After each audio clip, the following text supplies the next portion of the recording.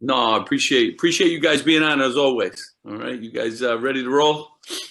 Go Yeah, ahead. we'll let Jerry start us off. Go ahead, Jerry. All right, Steve. So after looking at Wisconsin tape, you mentioned the lack of trips to the free throw line. What would you like to see your guys do offensively in terms of when to drive, when to take threes? What do you think about that whole thing? Well, I mean, every game a little bit different. I mean, we're not making free throws too, Jerry, so that hurts us too. When we do get there, we got to start converting some free throws too. That'll help the free throw disparity a lot. I did watch the tape a bunch of times. I thought we got good looks, so that was the positive. I thought we got good open looks. We didn't finish. Only took a couple highly contested, shots. So, I'm confident our guys will make those. Hopefully, we'll get those same kind of looks, moving forward.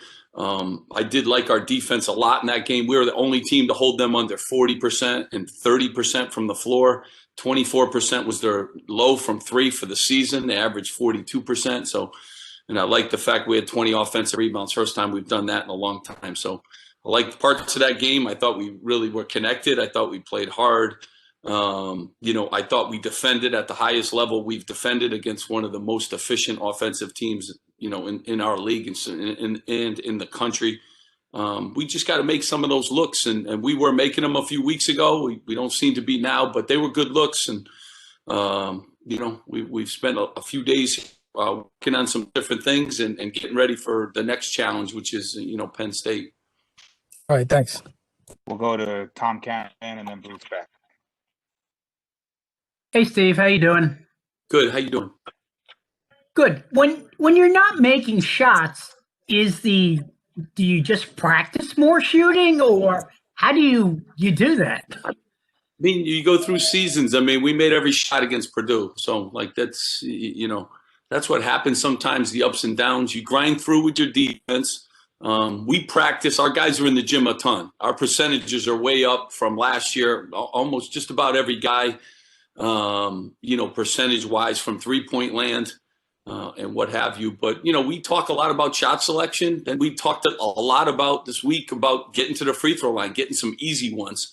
When you're not making shots, you got to figure out another way to, to generate some points. And again, our free throw percentage hasn't helped us either, because we could narrow the field here a little bit if we get to the line and make them. We've missed a ton of 1-and-1s too, so we don't even get the back end of that. So spent time. The guys are in the gym. I mean, that's all they have to do right now. So I'm confident. I just always looked at, we get good looks. I liked Ron's looks. I like the looks guys got, and I'm confident, very confident Caleb McConnell will make those. Gio will make them. Montez has been making them. I'm confident that those guys will. Maybe not every single game, but, if we can start moving closer in that direction and get to the free throw line a little bit more, I think that'll help our offensive numbers.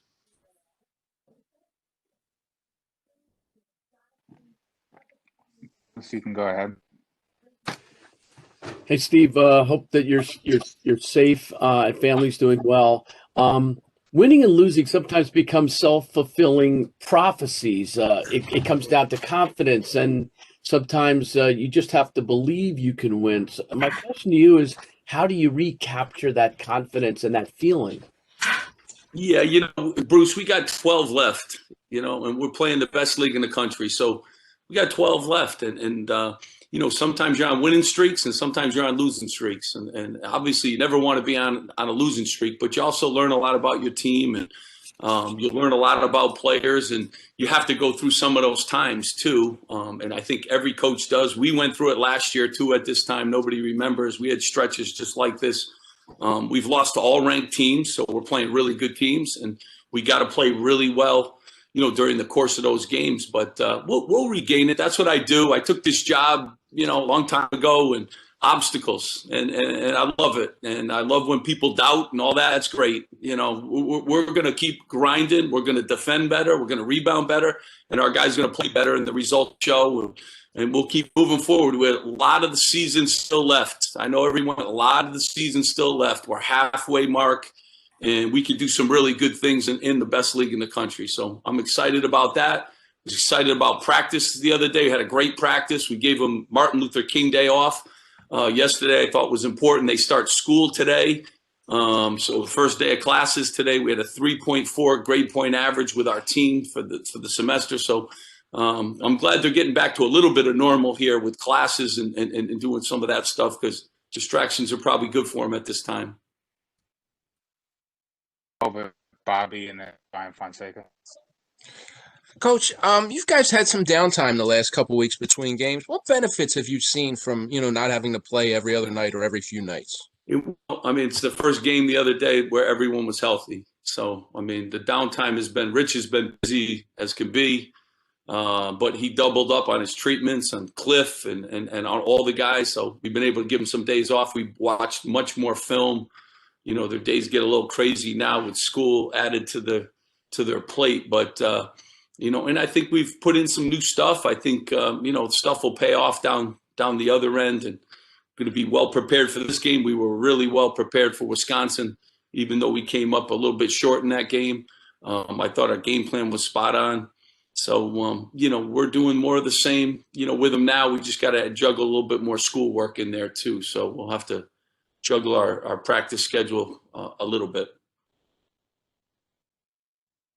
Steve, you mentioned the difficulty of the first half of the Big Ten schedule for you guys. The next 4 games are against teams in the bottom half of the league. Seems like the schedule is easing up a bit in that sense. Do you feel like it's a good opportunity in that sense to get on a winning streak and kind of improve how you guys have been playing? Yeah, we got to improve, obviously, especially in this league, and I think we will. We got to go on the road now, and we got to win another game. Last year we won 2 road games, so we have a chance to do some stuff on the road. But every team in this league is good. And as you guys see the scores every night, who knows? You got to play well every night, no matter who you're playing. But I think our guys are confident. I really do. And I think we're ready to take on the challenge of the second half of the season. And, we're 7-5 in the first half. Okay. And everyone wants to be undefeated, but that's not where we are, and the lessons that we've learned now can we take into the second half. I take a lot of pride in our teams have always gotten better under me in my 16 years of coaching, and we'll continue to get better, and we can, and that's the good part. Some teams have peaked right now. No, we can get better as long as we stay COVID free too. That's always a big part of this, and the guys have done a good job in that area. But we're really confident moving into these last 12 games, learned a lot of lessons, got guys healthy for the first time, went through a lot of obstacles. And, now we look forward to what the next 12 bring and see how we can, end the season the right way. Go to Chris Eisman and then Aaron Brightman. Steve, how has Ron kind of bounced back from that game in the days since in practice? What have you seen from him in terms of confidence-wise and just kind of where he's at, going into this Penn State game? Yeah, Ron by far had his best practice on Sunday of the season. So, and I still think if you look at Ron, I know everyone's looking at his numbers for the last couple. His numbers are off the charts for the season. So, if you want to go through a season, you're going to have stretches where, the ball doesn't go in the way you want it to. He needs to get to the foul line more. I think that's important. But he's having a really good season. And if you want to take a snapshot of a couple games here and there during the course of anyone's season, but Ron's a good player. He's the number one, guy on the scouting report now too. And he's got to understand that, but really confident. Again, his best practice the other day, and excited about, how he's responded. Coach, how challenging is it to prepare for Penn State with them being, having that 3-week pause due to COVID and then actually playing tonight? You'll be the 3rd game in 5 days for them. How does that change things for you in terms of how you prepare? Yeah, you do the best you can with, the tapes you have, and, they're obviously, real talented. Now they pose problems. They're the best 3-point shooting team. They average 10 threes per game, and they lead the league in offensive rebounds. They get a lot of long rebounds too when you shoot. They shoot 30 threes a night, so it's another game. They have very good attack guards and big guys that play hard. So anytime you play a team that shoots a ton of threes and that could really offensive rebound 14 a game, you got to be ready to play, and you got to be ready to play the full clock, and you got to be able to box out, and do a great job. And coach, and they got talented. Myron Jones is really good. They got good, talented, efficient guards. So, and a lot of them. So pose many problems, and they're going to get on a little roll here because they're going to play game after game after game. So You prepare the best you can, and you got to go on the road in this league, which is a monster anyways, and you got to play well. We'll go to Richie and then back to Jerry. Coach, with Penn State playing tonight, how much of an advantage does that give you kind of to be able to see them, I guess, literally 48 hours before you guys take them on? Yeah, I mean, it's an advantage, I guess. I would watch, whatever the last games were anyways, on film if I wasn't watching it live. But, you can pick out some things. Again, they had a pause, so they put new stuff in that we didn't see prior to the pause. So, gives you a chance just to get to know them. I think we have a good feel for who they are today. But we'll learn more tonight, and they're going to play a really good team too. So we'll get a chance to see them again, which is a good thing.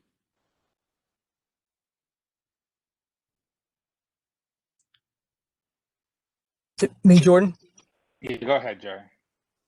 Steve, we've talked since June about how you've had an open dialogue with your players on current events. Have the players wanted to talk about what happened at the Capitol or what's going on in the nation over the last couple of weeks? And how do you... You know what the good thing is? We talked about Martin Luther King.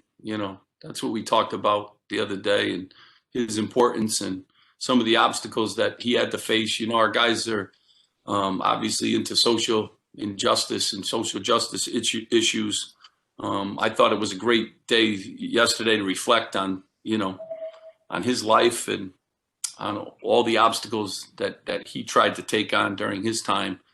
And, I thought the guys were really well versed in all the great things that Dr. Martin Luther King did for our country. So it's a good time to reflect and talk about, some good things too that are going on in their lives too, with schools starting back up and the fact that we were one of the only programs in the country that has not been paused by COVID, and some of these other positives, 3.4 grade point average. So we talked a lot about him this week, and I thought it was appropriate time for that. In your playing days, did you bring up current events, or is that something new for your generation of coaches? Yeah, I mean, he didn't. I mean, I don't remember. I'm sure at some point in time that he did. I mean, it was just a different time. Jerry, the phones are attached to them. They know more about everything going on than I currently do. I could tell you Penn State's 3-point percentage and all this other stuff, but they could give you everything else. But it's more a part of their lives. They know more. They see more. They have more ideas, and the good part is our guys want to do more too. So I think that's that's really important. And they're seeing what's going on, and new president coming too, and they're very involved in those kind of issues, and they have a lot of different thoughts on it too, as you would imagine when you're 18, 19, 20 years old dealing with those things. Right. Thanks, Steve. Thank you. We got one from Brian Fonseca, and then let me know if you guys did have any more. I saw some hands that may have gone away. Yeah, Steve. How's Jaden? Is he practicing yet? And I don't think we've asked this, but what is kind of your current plan for him going forward? Well, excited. I mean, he has practiced a couple times. He's taken his first day of classes today, so he lifted for the first time. The other day. He's a great kid. From a great family, but we have 21 out of bounds plays that he needs to learn in the next, 5 minutes. So. Like any freshman, first day of class, sore from the weight room, first time he lifted. He's going to be a real good player. He's trying to figure out our drills. He's trying to figure out our offense. Kind of in the middle of the season here, it's kind of a hard time to just jump in and know what you're kind of doing. So he's in the back of the line learning everything, and he's going to be a very good player for us. So. Excited about having him here and stealing some time with him in the weight room and on the court and all those kind of things. I'll go over to Bruce.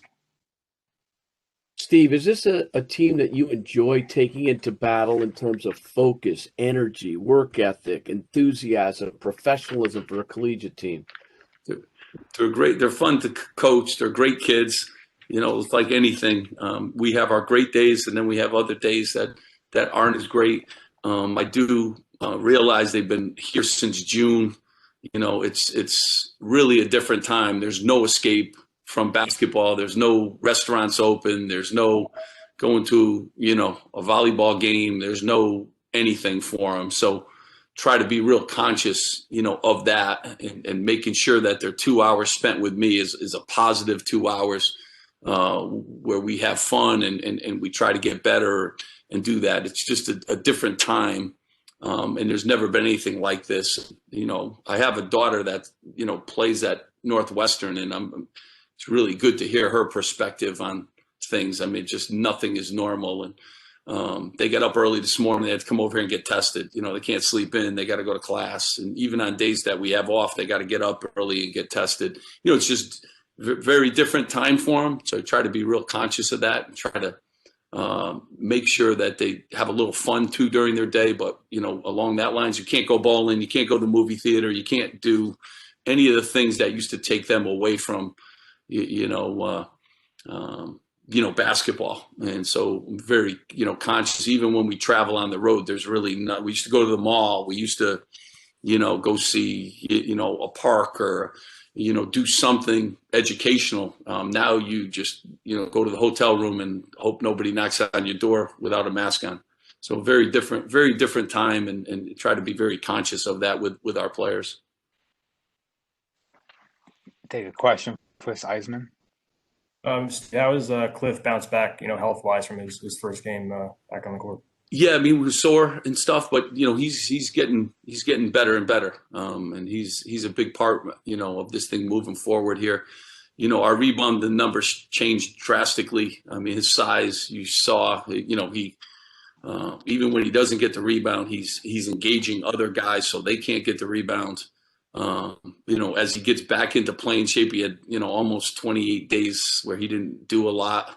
You got to get back into that game shape and that game physicality and stuff. And I think he's moving in that direction. So, real pleased and excited about having him back full time.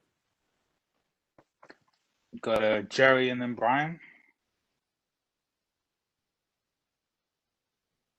Sorry, I'm done. I forgot to lower my hand. Yeah. Sorry, guys. Steve, you mentioned how many threes Penn State takes. They lead the league in that. When a team is shooting that often from outside, just how does that change your defense? Does it stretch you guys out? Just what effects does that have? It puts a lot of pressure on your defense. I mean, Wisconsin's a terrific 3-point shooting team too, 42%. So, you got some of the same problems, and Wisconsin had 5 men that could step out and shoot the ball too. So that poses different problems too for teams, but they shoot 33s per night, and that's every game. So sometimes you see a pattern with a team on certain nights. They don't take that many, or they do. They take them every night. So, it poses a lot of problems. They got multiple guys too, and they're fearless in that sense. And then it also poses a problem rebounding wise, because those aren't rebounds that drop around the basket. Those rebounds could go anywhere. So they're really good, and they're always in games, no matter what the score is. And Michigan 2-point game, they had the ball with a layup at Michigan to possibly put it into overtime, maybe win it. So they're in every game. Purdue the other night, because their ability to make threes. So they're a dangerous basketball team, and again, pose many problems to your defense because it really stretches you out, and it stretches you out with rebounding responsibilities too. I don't see anything else for Coach, so unless anyone has anything else, we'll let him go and talk to you guys after Penn State. Guys, I appreciate you being on, as always. Thank you, guys. All right, Coach. Stay safe. Thanks, everyone. You got it. Thank you.